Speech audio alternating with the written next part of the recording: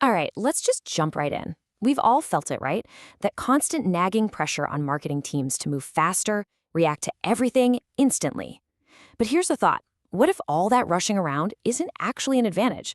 What if it's just creating a ton of chaos, wasted effort, and, you guessed it, burnout? And look, this isn't just a hunch. The data is pretty clear. A recent Marketing Week survey found that a staggering 58% of marketers felt totally overwhelmed last year. That's not just people having a bad week. That's a sign that something is fundamentally broken in how we operate. And this is the name of the beast. Urgency theater. It looks and feels like you're being productive, right? Everyone's sprinting, messages are flying, processes are being bypassed for the sake of agility. But in reality, it's just chaos dressed up as action. You're burning a ton of fuel, but not actually getting anywhere meaningful. So this really brings up a critical question you have to ask yourself. When that next big opportunity or market signal hits, is your team's response fast and controlled, or is it just frantic? Honestly, the difference between those two is everything. This leads us to the heart of the matter. The whole burnout problem, it isn't about people not working hard enough. It's not about a lack of resilience. It's about the system, or, the lack of a system that your team is forced to work in. I want you to really let this sink in. This quote completely reframes the entire problem. Burnout is not your team's fault. It's not a sign of weakness. It's a flashing red light telling you that the system itself is poorly designed. And you can see the two mindsets right here. On the left, you have the typical response, blame the person. Tell them to be more resilient, to manage their time better. And on the right, you have the correct diagnosis, the system is broken. You stop trying to fix your people and you start fixing the actual process. So, okay, how do we fix the process? Well, you have to engineer speed.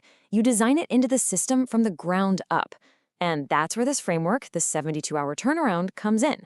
Think of it less like a series of frantic sprints and more like a predictable, repeatable machine.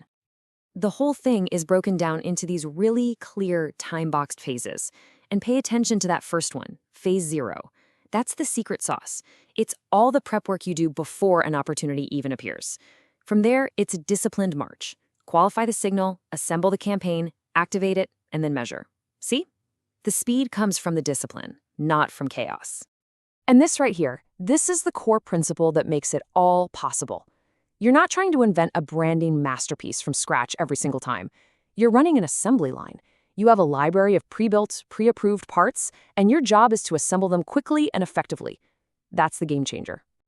Now, to keep this finely tuned machine from sliding back into total chaos, you need some rules. These aren't just suggestions. They are 5 non-negotiable guardrails that protect the team, the timeline, and the whole process. Rule number 1 is a big one. No more brainstorms in Slack. Major decisions cannot live and die in a messy chat thread where context gets lost in minutes. They have to be captured in a real, official document.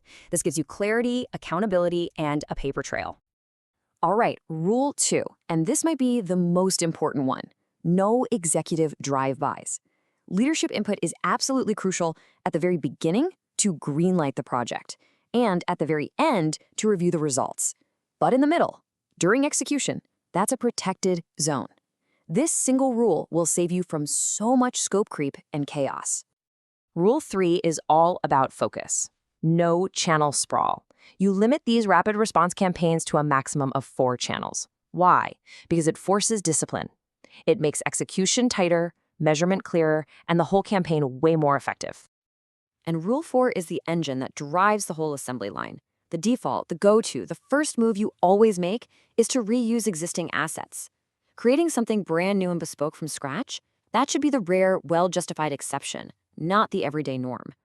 And finally, the rule that makes the entire system smarter over time. You never, ever, ever skip the measurement phase.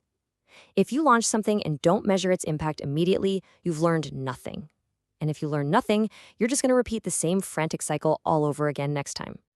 So when you put all these pieces together, the structured phases and those non-negotiable rules, something amazing happens. Speed stops being this stressful, chaotic thing. It becomes, well, kind of boring. And that's a good thing. It becomes predictable, sustainable, and just another operational muscle your team can flex.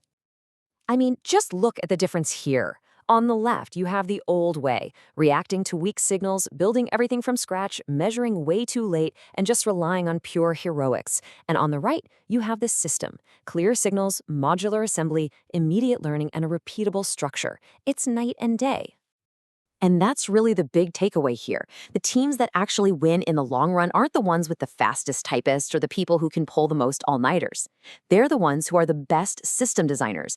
The competitive advantage comes from the intelligence of the system, not the brute force of the individuals.